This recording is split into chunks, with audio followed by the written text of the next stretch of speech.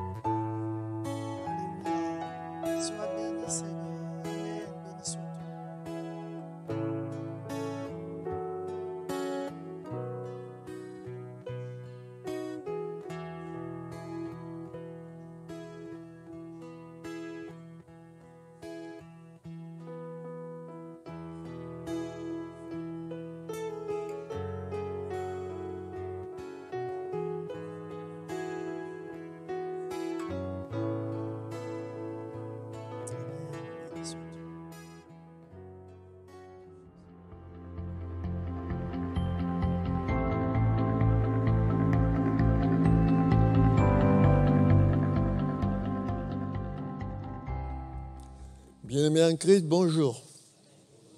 Vous m'entendez? Super. Ça me fait plaisir. Voilà. Nous allons faire donc une première lecture dans le psaume 116 et le verset 9. Psaume 116, verset 9, je vous lis sur la version Semeur.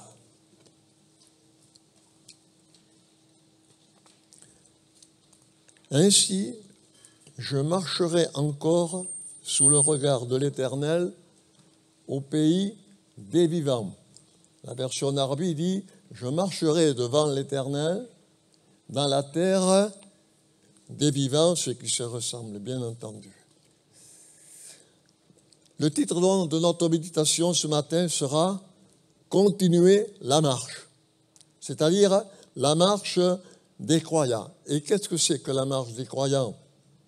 Je dirais que ces caractéristiques sont une vie nouvelle, on est d'accord, une foi forte, de la spiritualité, de la stabilité dans nos vies, l'amour c'est indispensable, précaution, illumination, mais surtout ressemblance à Christ. Nous allons donc regarder ensemble ce matin ce que le Seigneur, je dirais, a prévu pour chacun d'entre nous. Je dirais c'est une bonne parole, une parole qui est esprit et vie, nous dit la Bible, qui est le son de la voix de Dieu ce matin. Je crois que vous savez autant que moi que la vie chrétienne n'est pas une vie en navigation en eau calme, ni sur une route large parsemée de merveilleuses pétales de roses.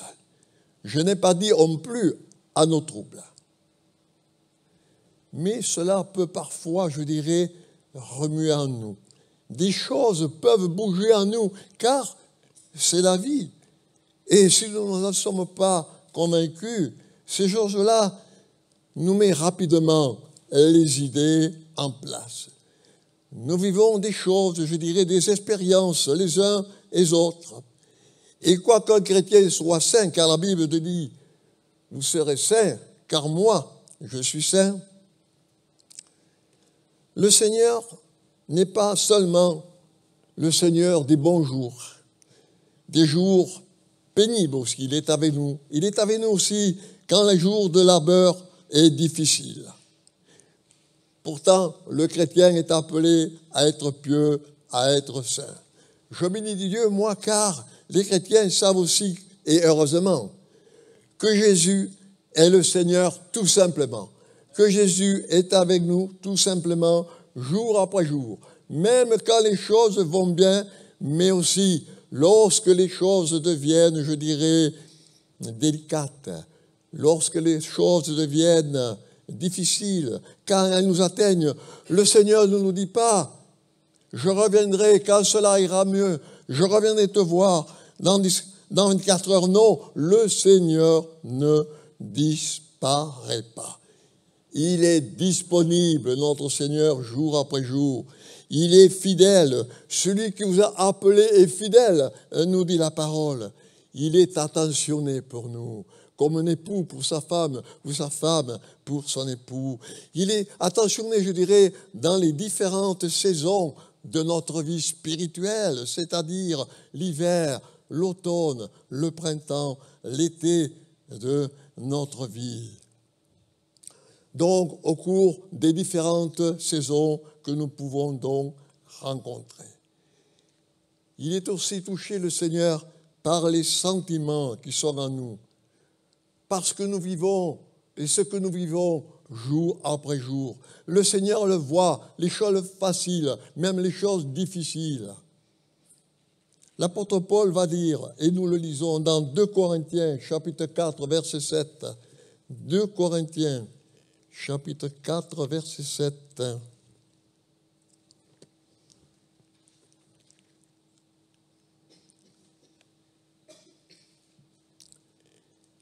Mais ce trésor, nous le portons dans des vases faits d'argile que nous sommes, pour que ce soit la puissance extraordinaire de Dieu qui se manifeste et ainsi non notre propre capacité. Ça, c'est la version Semeur.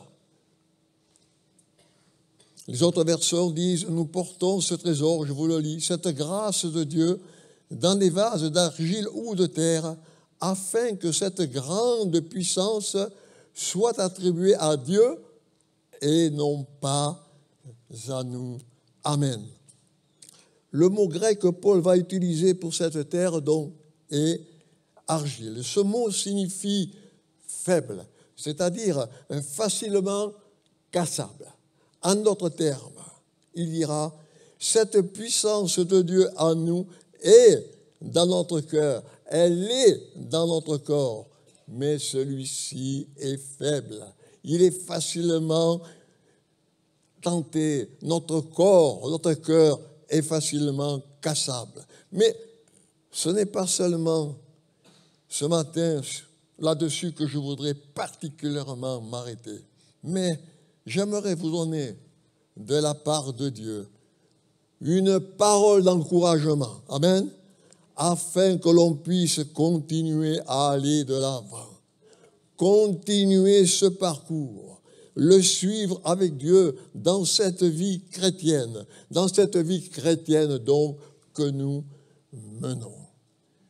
Une parole, mes bien-aimés, qui nous incite à agir, une parole qui favorise notre essor, une parole qui favorise, je dirais, notre développement spirituel dans notre marche avec Dieu, dans notre trajet jour après jour avec Dieu, je dirais, notre itinéraire de chrétien.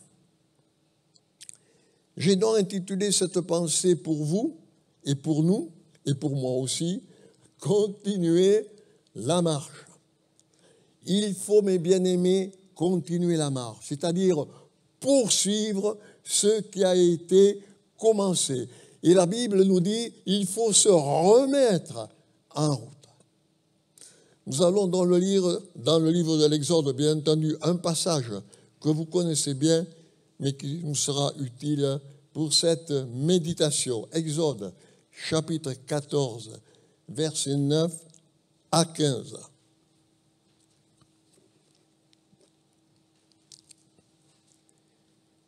Les Égyptiens les poursuivirent donc et les rattrapèrent alors qu'ils étaient campés au bord de la mer. Tous les attelages du Pharaon, ses hommes d'équipage de chars et son armée, les atteignirent près de Pim-Hahiroth, en face de Baal-Tsephon. Le Pharaon s'était rapproché. En regardant au loin, Israël aperçut les Égyptiens lancés à leur poursuite. Ils furent saisis d'une grande peur et ils poussèrent de grands cris vers l'Éternel. Puis ils se tournèrent contre Moïse et lui dirent « N'y avait-il pas assez de tombeaux en Égypte pour que tu nous amènes mourir dans le désert? Pourquoi as-tu voulu nous faire sortir d'Égypte? Nous te l'avions bien dit lorsque nous étions encore là-bas. Laisse-nous tranquilles. Nous voulons être esclaves des Égyptiens. Car vaut mieux pour nous cela que de mourir au désert. » Moïse leur répondit, « N'ayez pas peur. Tenez-vous là où vous êtes et regardez. Vous verrez comment l'Éternel vous délivrera en ce jour. Ces Égyptiens que vous voyez aujourd'hui, vous ne les verrez plus jamais. L'Éternel combattra pour vous. Et vous, tenez-vous tranquille. » Amen. Donc nous verrons ce matin 3 points qui caractérisent, disons, notre marche avec le Seigneur. Il se dit que tout d'abord, le premier point, c'est que nous devons fixer les yeux sur Jésus. Même si les circonstances qui nous environnent, même si tout autour de nous nous bloque, que nous puissions regarder vers Jésus. Le psaume 123, verset 1 nous dit « Je lève mes yeux vers toi ». Le deuxième point est qu'il y a des choses que nous ne maîtrisons pas non plus dans notre vie. C'est la grâce de Dieu car il a prévu un plan pour chacun d'entre nous. Il y a donc des circonstances, c'est vrai, difficiles, mais Dieu a un plan pour nous. Colossiens 1,6 nous dit, vous avez entendu et connu la grâce de Dieu selon la vérité. Le troisième point est que sachant qu'il a un plan pour nous, il va nous demander donc d'agir. Il va nous demander donc de nous mettre à l'œuvre pour son service. Et si je suis arrêté, il va me demander de reprendre la marche. Et si je suis engagé, il va me demander de continuer la marche. On est d'accord, mes bien-aimés? Alors, le premier point, les circonstances de notre vie. Nous connaissons tous ce passage que nous venons donc de lire dans nos histoires, dans notre tête, concernant la traversée de la mer Rouge, de la mer des Joncs. Et dans nos cœurs, c'est vrai. Nous avons l'habitude de bénir le Seigneur, notre Dieu, pour tout ce qu'il a fait donc pendant ce jour, pour l'ouverture de la mer Rouge. Imaginez-vous un peu le tableau. Le peuple est devant cette mer. Les flots vont se dresser à droite, à gauche. Et ils vont laisser passer donc Moïse et le peuple à pied sec. Ensuite, la Bible nous dit que les eaux vont se refermer, que l'armée du Pharaon va finir noyée sur les eaux. Et donc cela, c'est l'œuvre tout simplement de Dieu. Mais ce que nous avons lu, c'est le résumé de l'histoire. C'est l'histoire finie. Pour nos vies, bien entendu, c'est un puissant encouragement pour ne pas se laisser démonter par les circonstances que l'on peut vivre. Et combien peuvent croire que le peuple de Dieu qui était devant cette mer Rouge, que cela n'a pas dû être facile pour eux. Dans cette circonstance, il est facile pour nous, chrétiens, de dire « Merci Seigneur, quelle belle expérience pour ce peuple, quelle victoire, que nous sommes bénis Seigneur quand nous sommes avec toi, tu nous ouvres la mer, que c'est bon de te voir Seigneur à l'œuvre dans nos vies. C'est bien de le dire, de bénir Dieu, une fois que l'histoire est finie. Mais ce n'est pas aussi facile lorsque nous sommes en plein dedans, quand il y a la mer devant nous, l'armée de Pharaon qui est derrière nous, quand la difficulté nous cerne de toutes parts, quand elle nous entoure de toutes parts, la difficulté, quand nous sommes au cœur, quand nous sommes au centre du problème, quand la tempête bat son plein dans notre vie et que nous n'arrivons pas à nous dégager, il est beaucoup moins évident de médire Dieu, n'est-ce pas? Pourtant, la Bible nous dit « Je bénirai l'Éternel en tout temps ». On est d'accord, mes bien-aimés? Donc Israël, qui fuyait devant Pharaon, qui les poursuivait, arrive donc au bord de la mer, et le constat, il est évident. Un constat d'échec est devant eux. La route, donc, est barrée par la mer. Il y a comme un mur devant eux. Il n'y a pas de solution. Derrière eux, l'armée de Pharaon, elle est armée jusqu'aux dents. Elle est prête à dévorer ce peuple. Et il nous est dit qu'elle arrive à toute allure. Il y a de quoi avoir peur. Les circonstances sont là. Il y a donc, mes bien-aimés, des heures de frayeur. Il y a des heures d'angoisse, il y a des heures d'interrogation, il y a des temps d'impuissance où on se trouve devant des situations indiscutables, où rien ne semble bouger, où il semble qu'il n'y aura pas d'issue. Bien-aimés, cela ne vous arrive-t-il pas de vivre l'histoire du peuple d'Israël et d'être devant cette mer rouge, d'avoir tous ces problèmes Et combien de fois nous vivons des choses semblables, identiques à ce peuple.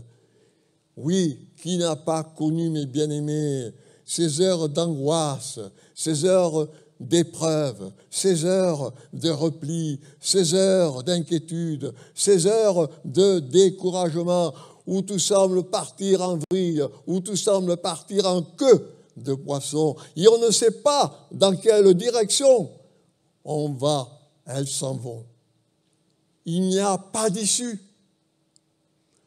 Combien, mes bien-aimés, de fois, nous nous sentons désarmés devant ces contextes de difficultés, devant ces situations pénibles, ces problèmes insolubles que nous n'arrivons pas à maîtriser. Il nous est dit qu'il va y avoir de la frayeur dans leur cœur, qu'il va y avoir de la panique devant ce danger. Et il va donc s'en suivre des reproches vis-à-vis de Moïse. Mais pourquoi, je vous le lis, tu nous as fait partir de l'Égypte. Nous étions bien là-bas. Nous avions de la nourriture. Ils avaient oublié qu'ils étaient en esclavage. Il n'y avait pas ce danger, c'est vrai, que leur vie était difficile. Quelque part, il y a ces moments de reproche. Peut-être un doigt levé contre Dieu. Un état de cœur, je dirais, amer, un état de cœur déçu. Certains disent, si c'est cela la vie avec Dieu, de marcher avec Dieu, je préfère abandonner, retourner à ce que je vivais avant. Non, mon frère, ma sœur, peut-être ce matin, tu es venu avec ce constat d'échec dans ton cœur et tu dis, vous vous dites, les circonstances sont trop dures, le contexte est trop difficile, je n'en peux plus, je veux arrêter, c'est trop lourd pour moi. Si vous avez dans votre cœur ces pensées et si vous dites, ma vie éclate, ma vie est cernée donc de toutes parts, serait-il possible de revenir à Dieu dans de telles circonstances? Mon frère, ma sœur, à défaut d'aller de l'avant, serait-il possible de retourner en arrière, en Égypte, au pays de la captivité, au pays de la servitude, que tu en viennes à désirer ce que le méchant fait, que tu te remettes sous le joug de l'esclavage, sous le joug de l'ennemi, sous le joug de la servitude.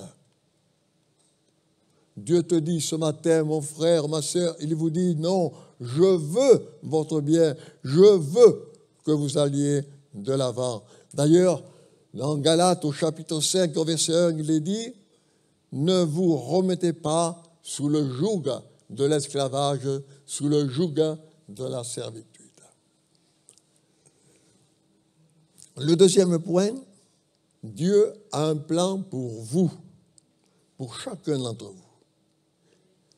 Quand votre vie est trop lourde, quand vos circonstances sont pesantes, difficiles, quand vous n'en pouvez plus, il y a ce deuxième point. Dieu a un plan pour vous. Amen. Il a dans ses mains vos destinées et il vous amène donc, je dirais, à bon port, votre vie à bon port. Son plan, c'est-à-dire l'ensemble des positions que vous avez pour votre vie, son plan donc à votre égard est, comme le dit sa parole, bon, agréable et parfait, même si le moment présent ne l'est pas. Notre Dieu est le Dieu de la mer Rouge. C'est lui qui ouvre cette mer. C'est lui qui conduit son peuple. C'est lui qui nous conduit. Il sait où il mène son peuple parce qu'il est le Dieu de l'impossible, parce qu'il est le Dieu du miracle. Nous bénissons le Seigneur car il nous ouvre les yeux ouvre mes yeux pour que je contemple tes merveilles, nous dit le psaume 119. Il nous ouvre les yeux et il nous fait donc contempler sa bonté, il nous fait contempler sa grâce, il nous fait contempler son salut, il nous fait contempler sa miséricorde. Oh, bien-aimés, vous êtes d'accord? Alléluia. Notre Seigneur est avec nous, il est avec vous, il est avec moi dans la difficulté. Et si nous savons que Dieu a pour nous, dans notre marche quotidienne, dans notre pèlerinage terrestre, un projet de paix, nous pouvons alors nous réfugier dans son cœur, mettre notre confiance dans ce Dieu d'amour. Car même si les circonstances sont difficiles pendant tout le long de mon parcours, je vais prendre conscience que mon Dieu est le soutien de ma foi. Il est l'appui qui ne manque jamais dans la détresse. La Bible nous dit dans le psaume 18, « Au jour de mon malheur, tu fus mon appui. » L'Éternel est donc notre appui, il est donc notre secours. Mais Dieu est le rocher qui permet au chrétien qui a bâti dans sa vie dessus de tenir bon, même quand la tempête fait rage. Tu es le rocher des siècles. Le Seigneur est avec vous dans les difficultés. Il est votre appui, il est votre sécurité dans le danger. Il est bon pour votre vie, il est bon pour la nôtre. Il vous fait du bien, il a donc un plan pour chacun d'entre nous. Le berger ne va pas laisser, ne va pas abandonner son troupeau, aller de droite, aller de gauche.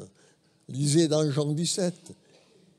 Il connaît ses brebis. Amen.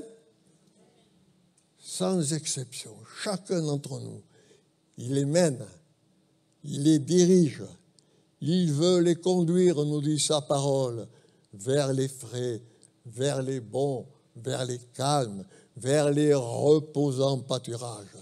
C'est vrai que la marche du chrétien n'est pas une marche au hasard de la vie. Dieu a laissé sa parole pour nous conduire. Son Esprit Saint pour nous éclairer. Amen. Et notre intelligence pour nous révéler afin que nous puissions grandir pas à pas avec lui. Il nous est dit donc au verset 13 et 14 d'Exode 14 que nous avons lu, je vous le lis. Moïse répondit au peuple, « Soyez sans crainte, ne craignez rien, restez en place et regardez la délivrance que l'Éternel veut vous accorder en ce jour. Car les Égyptiens que vous voyez aujourd'hui, vous ne les verrez plus jamais. L'Éternel combattra pour vous et vous gardez le silence. » Amen. L'Éternel combattra pour nous à Toulouse ou l'Ouest. Et vous, gardez le silence. Les choses d'hier ne sont pas forcément celles de demain. Les circonstances que vous vivez maintenant ne sont pas forcément celles de ce soir. Elles seront peut-être différentes quand vous rentrerez chez vous tout à l'heure.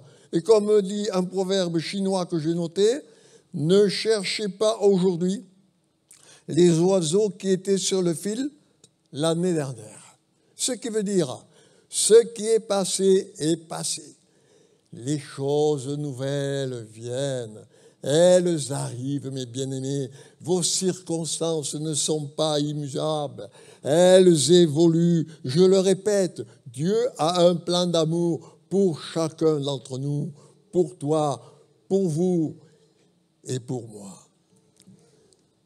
Dès les premiers versets du chapitre, Dieu avait dit à Moïse ce qu'il fallait faire. Donc Pharaon et son armée, comme nous le savons, le poursuivraient, qu'il endurcirait le cœur du Pharaon et que le contexte dans lequel le peuple d'Israël se trouvait servirait à faire éclater sa gloire au reste du monde. Amen. Il est Dieu.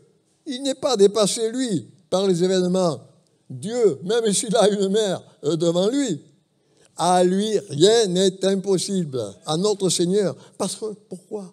Il maîtrise chaque situation. Sommes-nous prêts, mes frères et mes sœurs, à entrer dans ce plan de bénédiction que Dieu a prévu, je dis bien, tracé pour chacun d'entre nous? Et si ce matin, Dieu combattait pour vous, si ce matin, Dieu prenait à charge votre situation, alors laissez faire Dieu et gardez le silence. Si ce matin, cette parole de Dieu, pour chacun de nous, pour vous, pour moi, mon frère, ma sœur, était que notre problème, votre problème, notre ennemi serait chassé et qu'en entrant dans ta maison, toute chose soit devenue nouvelle. Amen. Vous diriez, Alléluia, Dieu veut combattre pour nous. Il combattra, c'est sûr, et vous, gardez le silence, demeurez tranquille. Il y a un plan de Dieu dans cette œuvre donc de bénédiction. Il est bien vrai, et bien souvent, c'est tout à fait humain, les idées, les circonstances s'agitent à foule dans notre tête. Elles se bousculent même. Et quand le danger est là, en général, on ne prend pas la bonne décision. On panique. On agit dans la précipitation.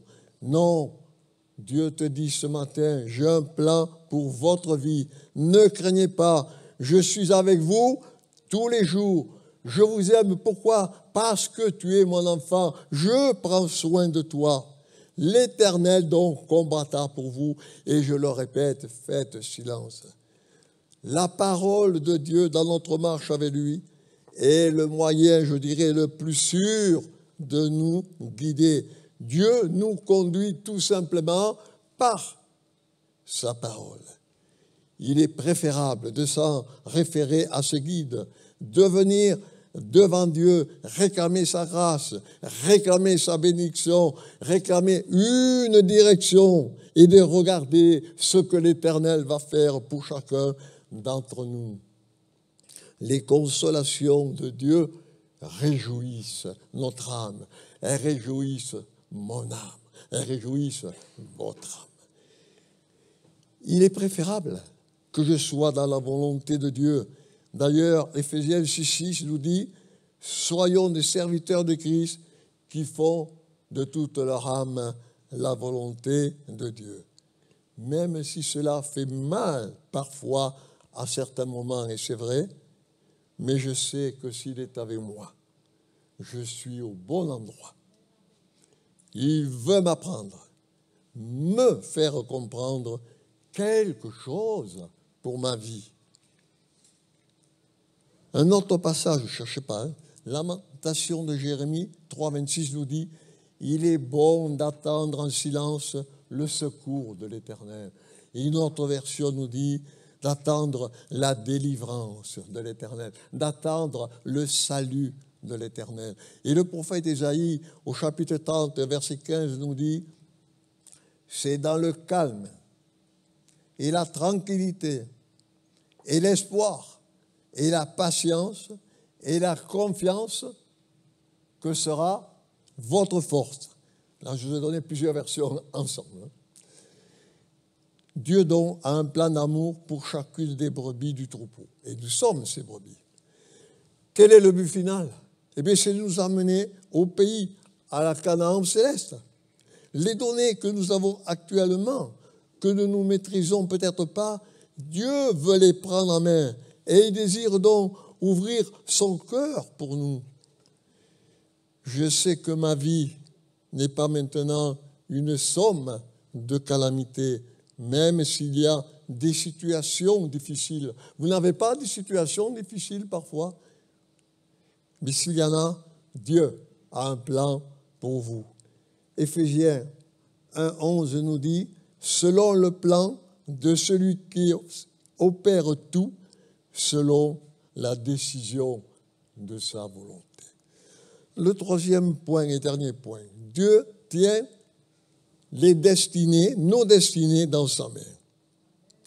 Nous devons donc agir, continuer cette marche ou la reprendre si nous nous sommes arrêtés.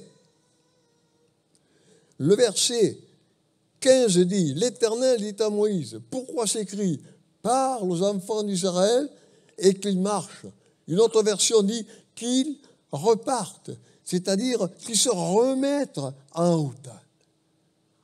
À l'heure de l'impuissance, à l'heure de l'effroi, Dieu donne cet ordre, qu'ils se mettent en marche.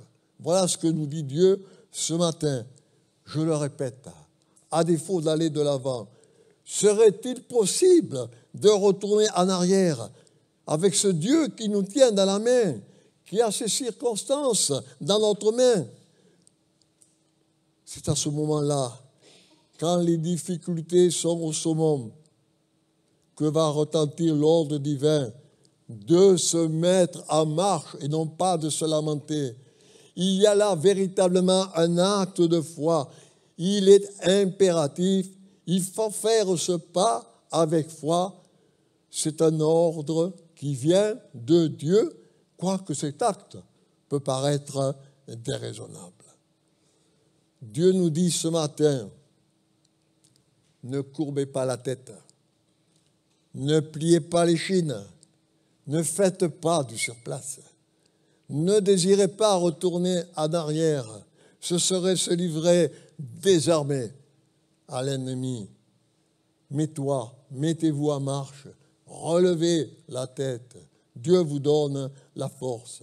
Rappelez-vous la femme de Lot, elle s'est arrêtée, elle a regardé en arrière et elle a tout perdu. Pour résister au découragement, il nous faut poursuivre. Il nous faut donc aller de l'avant.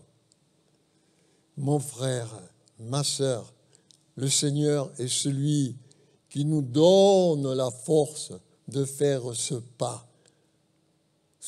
je dirais, de la foi. Pour que votre mer rouge s'ouvre, il ne faut pas s'arrêter. Il ne faut pas se décourager. Il faut continuer la marche. Il faut avancer. La Bible nous dit, marchons comme un seul homme et avançons ensemble. J'aimerais faire une lecture que j'affectionne beaucoup et que je vous invite à méditer à la maison. C'est le psaume 1er. Là, nous lirons 2 versets, le verset 1 à 3. Psaume 1er, versets 1 à 3. Je vous le lis sur mon canevas.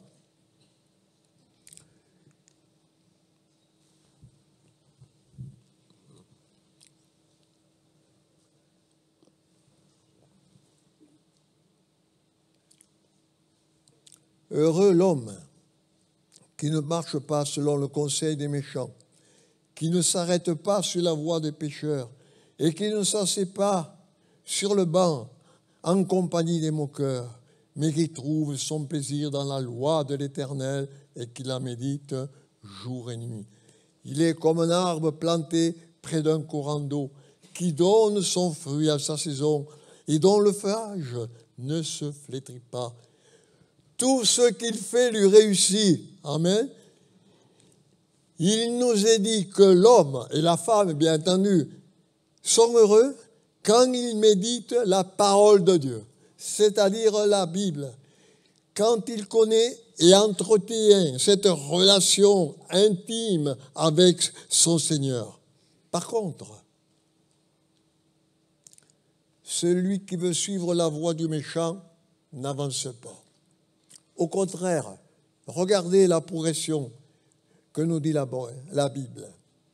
Heureux l'homme qui ne marche pas, qui ne s'arrête pas, qui ne s'assied pas.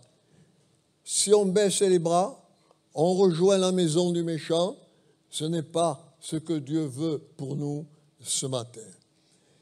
Pour nous encourager, voyons donc tout simplement la différence avec celui dont le feuillage ne se flétrit pas, celui qui aime la parole de Dieu. Vous aimez la parole de Dieu? Alors, il est La parole de Dieu nous dit comme un arbre planté. Et elle nous dit, il tient bon, il a les racines qui vont loin. C'est-à-dire, les racines du juste portent du fruit, nous dit sa parole. Elles sont bien enfoncées dans la terre. C'est donc un homme, une femme qui porte du fruit et qui, malgré les tempêtes successives qui secouent l'arbre, et on en a dans notre vie des tempêtes qui nous secouent, il reste enraciné dans la parole de Dieu parce qu'il sait que Dieu est fidèle. Il sait que Dieu est toujours là. Il porte donc du fruit, nous dit la parole, c'est-à-dire du fruit en abondance, du fruit spirituel, du fruit qui demeure, c'est-à-dire le fruit de l'esprit malgré les tempêtes successives que vous pouvez avoir dans votre vie. Il est une source d'encouragement, c'est merveilleux. Et non pas de résignation, mais de témoignage à la gloire de Dieu, à sa fidélité. Cette personne-là, ce chrétien-là, il n'est pas amer, il n'est pas blasé, il est verdoyant. Êtes-vous verdoyant? Il prospère, prospérez-vous. Cela fait plaisir de se trouver sous ses branches, de se trouver, je dirais, à l'abri de ce frère, à l'abri de cette sœur, même s'il y a des difficultés. Il est verdoyant. Et la Bible nous dit, les justes fleurissent comme le palmier, ils sont pleins de sève, ils sont verdoyants. Est-ce votre cas? Est-ce mon cas? Dieu est fidèle à sa parole et il bénit ses enfants. J'aimerais bientôt conclure maintenant en disant, vous aurez des tribulations dans le monde. Ce n'est pas moi qui le dis, c'est Jean au chapitre 16 et au verset 33. Il faut dire que la tribulation fait partie de l'expérience humaine. Il est dit, mais prenez courage, moi j'ai vaincu le monde. Et j'aime bien parole vivante qui dit, j'ai déjà, vous voyez, c'est en avance, j'ai déjà remporté la victoire sur le monde. C'est vrai, nous pouvons passer par des tribulations, et il n'en manque pas, et des circonstances pas faciles, et il n'en manque pas, où les contextes sont fréquemment contraires à ceux que nous souhaiterions. Mais comme ce peuple, sous la conduite de Moïse, a pu mettre sa confiance, sa foi en Dieu, son espérance dans la grâce divine, qu'il avait prévu pour chacun d'eux, une sortie de secours. Dieu a prévu une sortie de secours pour chacun d'entre nous. Et ils ont donc pu se mettre en action et continuer donc la marche. De même, nous aussi, nous pouvons mettre notre confiance en Dieu. Nous pouvons mettre notre confiance dans notre Père. La conclusion, mes frères, mes sœurs, comme le dit un cantique ancien, jusqu'au bout, je veux te suivre. Va jusqu'au bout avec ton Seigneur. Pas jusqu'au bout de tes forces, hein. Non, non, non, non. Mais jusqu'au bout du chemin, jusqu'au bout de la route, jusqu'à la patrie céleste. Tu t'es engagé, vous vous êtes engagé. Engagé, c'est-à-dire dans l'armée du Seigneur. Le Seigneur vous tient par la main, par sa mort, donc, sur la croix. Il a signé le contrat, et celui-ci, ce contrat est signé par le sang. Qu'est-ce que c'est qu'un contrat? Cette convention, cet acte qui nous lie donc au Seigneur Jésus. Il a fait cet engagement. Tu t'es engagé toi-même. Il est ton compagnon, il est votre compagnon, il vous tient par la main, il veut vous mener encore plus loin, même si le chemin est encore long, même si ton ciel n'est pas encore clair, même si votre ciel n'est pas sans ombre. Chaque matin, vous vous êtes engagés, mes bien-aimés, pour le Seigneur. Et le Seigneur nous dit, moi je suis prêt à honorer mon contrat pour vous. Pourquoi? Parce que je suis avec toi. je suis avec vous, ton Seigneur qui a signé ce contrat sur cette croix. Il est votre appui, il est votre secours, il est votre délivrance. Et il veut ce matin vous amener encore plus loin. Amen. Remets ton sort à l'Éternel, confie-toi en lui, et c'est lui qui agira, nous dit le psaume 37 et le verset 5. Le verset de la fin, c'est Éphésiens chapitre 4, versets 3 à 4.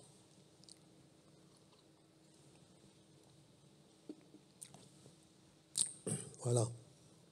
Je vous ai joué un petit tour, je vous le lirai sur parole vivante.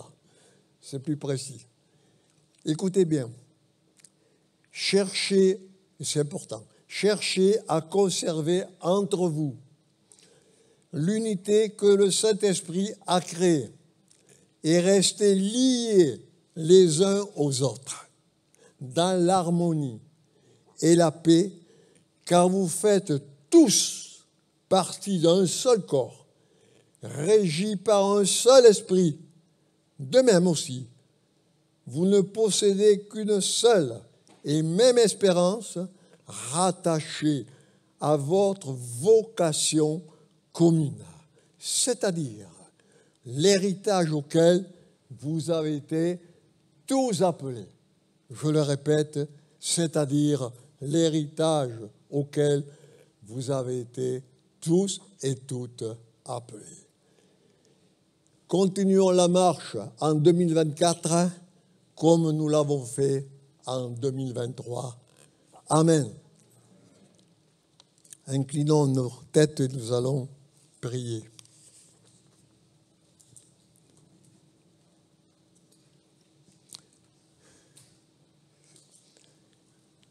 Seigneur, c'est vrai que parfois, devant les flots fermés de la mer Rouge, devant ce mur infranchissable, nous avons peur.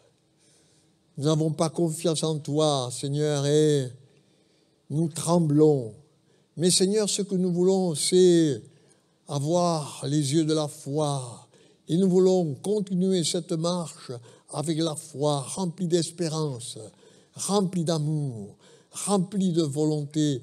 Nous voulons être unis, soudés, comme tu le dis, Seigneur, par ta parole, unis les uns les autres, remplis d'amour les uns les autres.